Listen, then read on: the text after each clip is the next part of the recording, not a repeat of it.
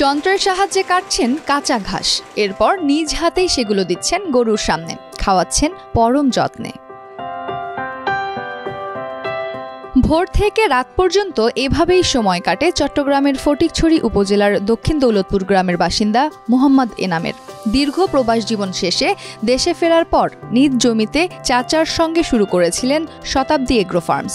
সেই খামারই এখন দুই পরিবারের আয়ের অন্যতম উৎস। গাভী পরিচর্যা করতে করতে শেষ বয়সে 17-18 বছর পরে যে চিন্তা ভাবনা আসলে বাণিজ্যিকভাবে এটা কিছু করা যায়, এই অভ্যাসে উপনীত হয়ে আজকে একটা নতুন করে সেট করে এই পথ চলা শুরু করলাম আমরা। আসন্ন কোরবানি ঈদ উপলক্ষে ব্যস্ততা বেড়েছে এই খামারে। ইতোমধ্যে প্রস্তুত করা হয়েছে বিভিন্ন আকারের একাধিক গরু, দামেও রয়েছে পার্থক্য। গরু এখন বর্তমানে আমাদের রেডি আছে এই কোরবানির জন্য।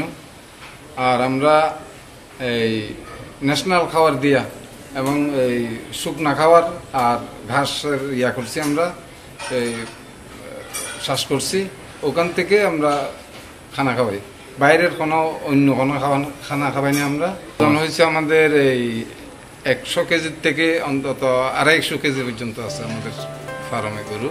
এনামের এই উদ্যোগে খামারে আগ্রহ বাড়ছে স্থানীয়দের, এতে যথাযথ সহায়তার আশ্বাস উপজেলা প্রাণী সম্পদ কর্মকর্তার। উদ্যোক্তাদের জন্য তো অবশ্যই আমাদের শুভকামনা রইল। আর উপজেলা প্রাণী সম্পদ দপ্তর ফটিকছড়ি সার্বিকভাবে আমরা সহযোগিতা করব।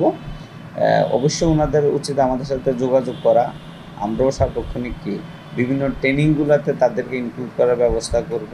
তো সর্বপ্রথম যেটা দরকার যে প্রাণী সম্পদ অধিদপ্তরের রেজিস্ট্রেশন করা, এটা খুব জরুরি দরকার।